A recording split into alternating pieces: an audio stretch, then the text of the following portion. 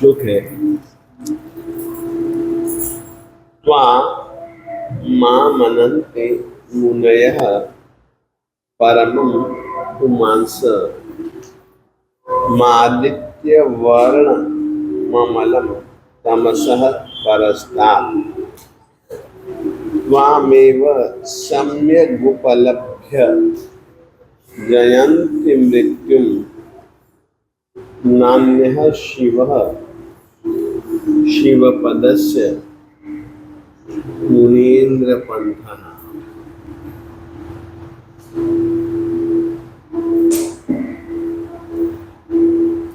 और उसके बाद का श्लोक है, त्वामव्ययं विभु मचिन्त्य मसंख्य माध्यम ब्रह्माण ईश्वर मनंत मनंग केतुम योगीश्वरम विदित योग मनेकमेकं ज्ञान स्वरूप ममलम प्रवदन्ति संतः। ये दो श्लोक हैं।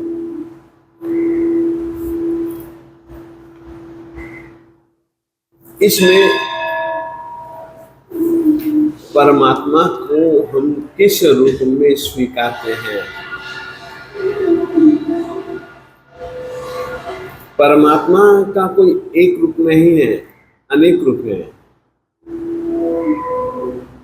और अनेक रूप से मेरा मतलब परमात्मा एक है, परंतु उनको बताने के लिए कई अपेक्षाएं हैं। जैसे कि पहाड़ एक होता है, उसको पूर्व से देखें तो उसका कोई दूसरा रूप होता है, पश्चिम से, उत्तर से, दक्षिण से, ईशान कोण से, नैऋत्य कोण से, आग्नेय कोण से, यानी कि कितने कितने दिशाओं, अलग अलग दिशाओं, अलग अलग विदिशाओं, ऊपर से, नीचे से। यहां से देखेंगे तो कुछ अलग दिखेगा, इतनी नजदीकी से थोड़ा सा है तो नजदीकी, परंतु यदि हम यहां से देखेंगे तो पहाड़ का स्वरूप बिल्कुल भिन्न दिखता है।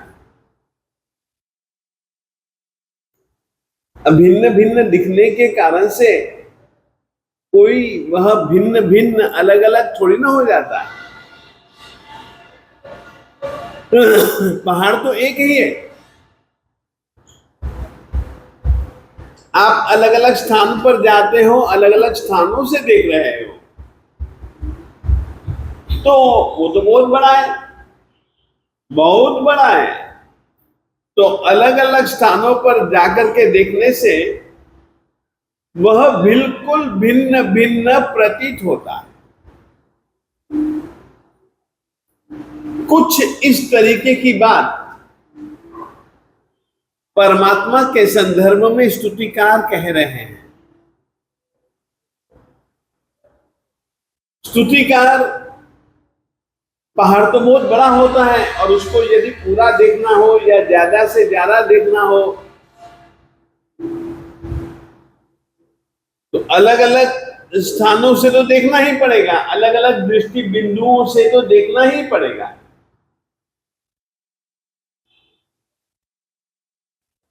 उसी तरीके से परमात्मा का व्यक्तित्व एक विशाल पहाड़ के समान है और अलग अलग दृष्टि बिंदुओं से देखा गया है। तो जितने दृष्टि बिंदु हैं, इन्होंने जितने भी दृष्टि बिंदुओं से परमात्मा को देखा है, परमात्मा को जाना है, तो वे अपने शब्दों में परमात्मा का अलग अलग स्वरूप सूचित करते हैं। अपन लोग इनका शब्दार्थ लेते हैं। सबसे पहले तो संबोधन चौथी लाइन में है मुनीन्द्र, हे मुनियों के स्वामी। आदिनाथ स्वामी दादा, हे मुनियों के स्वामी आदिनाथ स्वामी दादा। मुनयः, तुम तो मुनीन्द्र हो, तुम तो मुनीन्द्र मुनियों के स्वामी हो, परंतु मुनयः मुनि जन त्वाम आप श्री जी को परमम पुमांसम आमनन्ति, आपको सबसे ऊंचे सबसे बड़े आपसे बढ़कर के उस समय कोई भी मनुष्य नहीं था। परम उच्च आत्मिक स्थिति की अपेक्षा से भी शारीरिक दृष्टि से भी आपसे ऊंचा कोई नहीं था। आपको परम पुरुष के रूप में मुनिजन स्वीकारते। आदित्य वर्णम, परमात्मा का देह का जो रंग था सूरज की तरह था।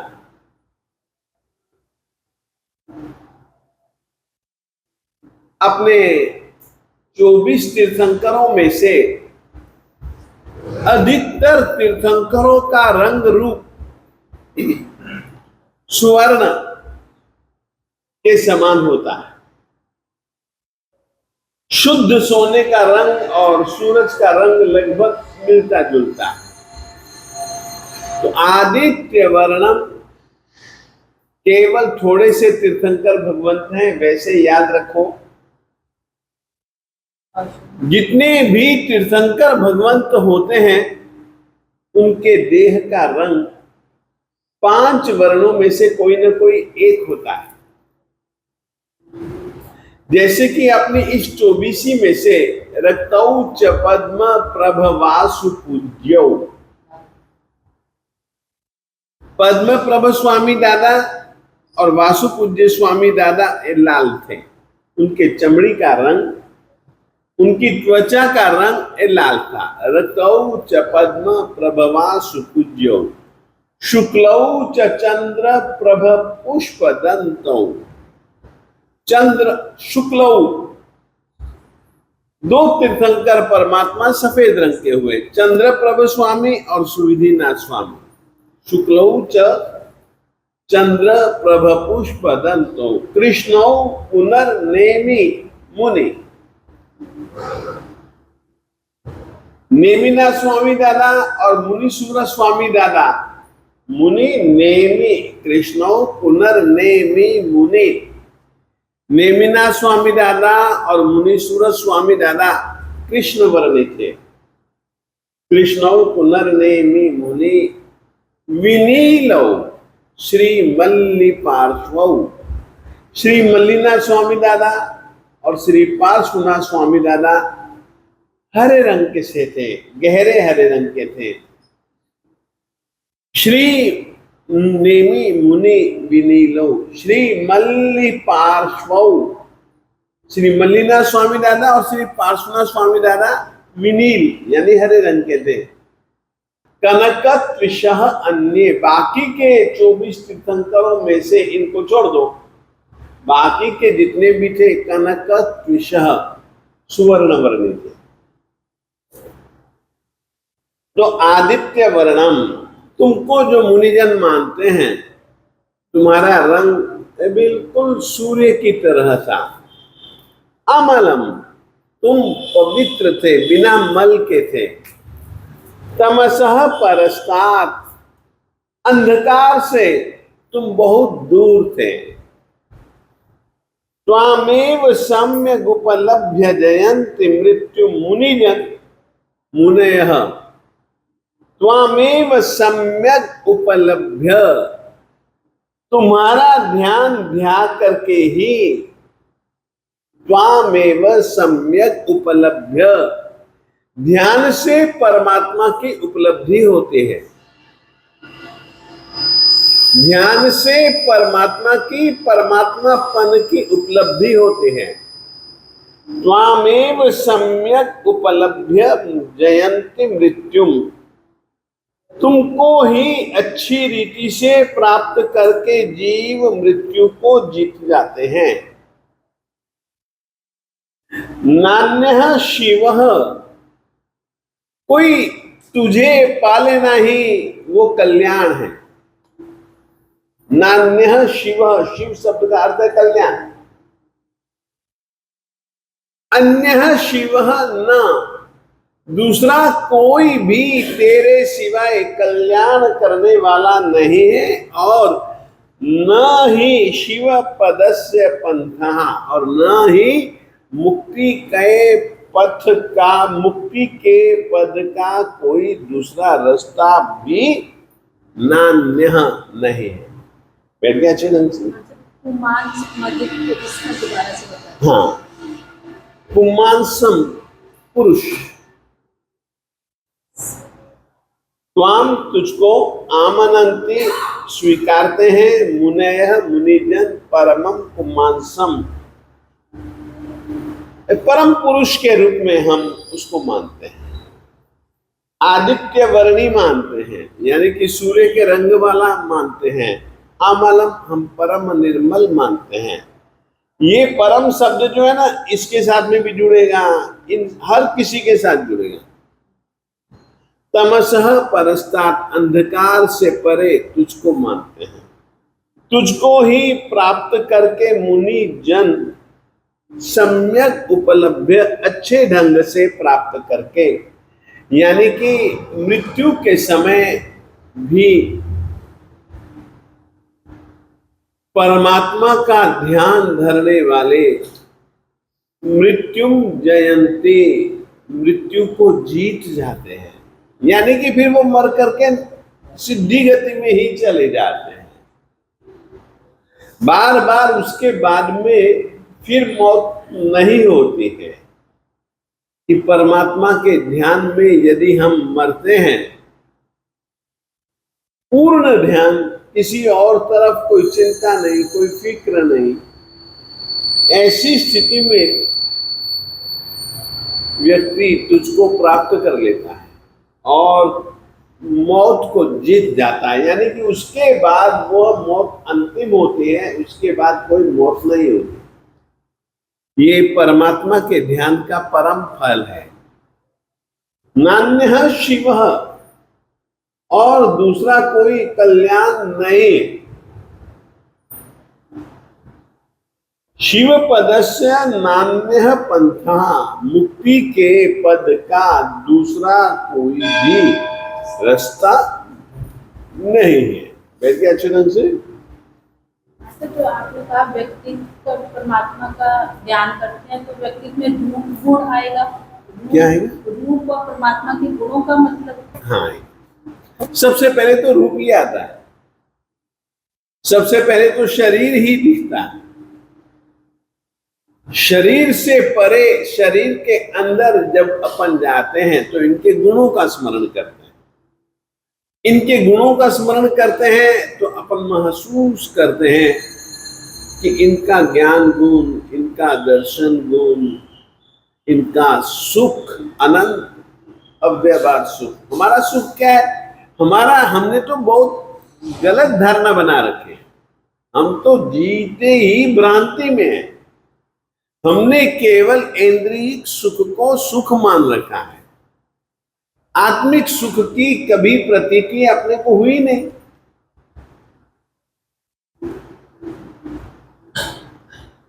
तो हम आत्मिक सुख को तो सुख मानते ही नहीं है, जबकि सुख सचमुच में आत्मिक है।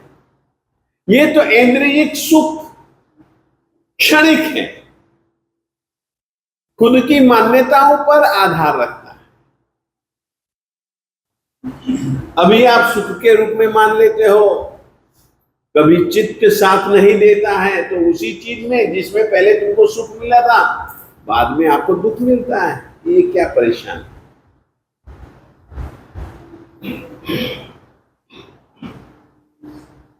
तो चित्त जो है ना, वो तो अदलता बदलता रहता है। कभी किसी चीज में सुख, कभी किसी चीज में सुख।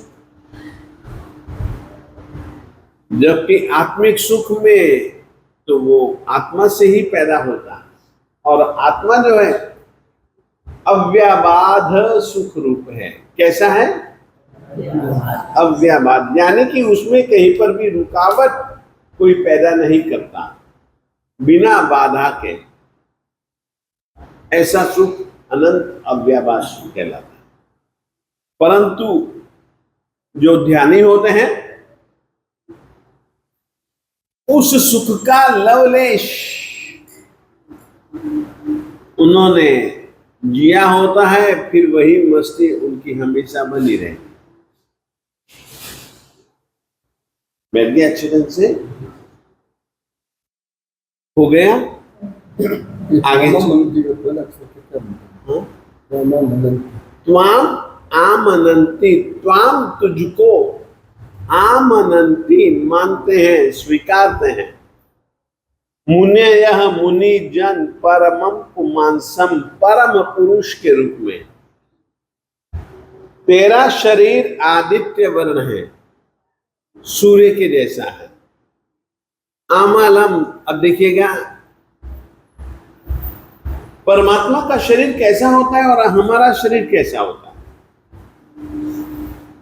हमें तो देखो पंखा चलता है तो भी नींद आती है, आंखों में मैल नहीं आता,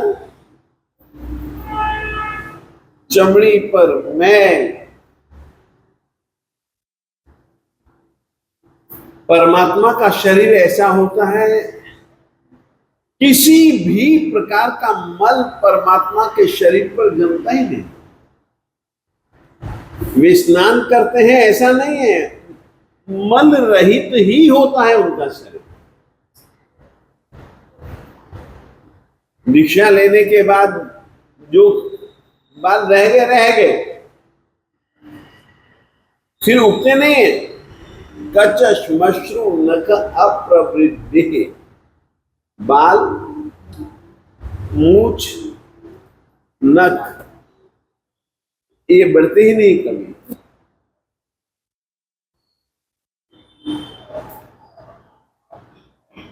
अब देखिए, तेषां च देहोद्भूत रूप गंधौ निरामयः स्वेदमलोज्झितश्च। स्वेद और मल, स्वेद यानी पसीना, उनको पसीना नहीं आता, और मल यानी कि जो शरीर पर मैल जो जम जाता है उससे रहित होता है उनका शरीर। अमलम, शरीर के पक्ष में लेंगे तो अमलम, आत्मा के पक्ष में लेंगे तो कर्ममल से है। हम बोलते हैं ना विहु यरयमला, रज और मल विधूत। जिस प्रकार से आप कभी कुत्ते को देखो, कभी पंछियों को देखो, कुत्ते को आप तो कभी भी देख सकते हैं कि अगर वह बरसात में भीगा है तो एक जगह खड़ा होकर के यूं अंगड़ाई लेता है, पानी सारे का सारा निचुड़ जाता है। कभी देखा? ये देखिए अमल। पंछी को देखो, बरसात में अगर कुछ भीगा है, पंख फड़फड़ाता है, पानी मुक्त, अमल। तमसः परस्तात्, आत्मा के पक्ष में लेंगे तो मोह सबसे बड़ा अंधकार है, उस अंधकार से परमात्मा बहुत दूर है। यूं यदि लेंगे तो परमात्मा जहां है वहां प्रकाश ही प्रकाश है। बैठ गया अच्छे ढंग से? त्वामेव सम्यग् उपलभ्य जयन्ति मृत्युम नान्यः शिवः शिव पदस्य मुनीन्द्र पंथा। तो इस रीति से एक यह प्रयोग हम आपको देना चाहते हैं इस गाथा के साथ। कभी भी मारणांतिक कष्ट आ जाए, अब आशा ही नहीं है, कोई बात नहीं, जो होना होगा सो होगा। बस ये गाथा गिन दो, गाथा गिन लो, गिनते रहो, गिनते रहो, गिनते रहो, गिनते रहो।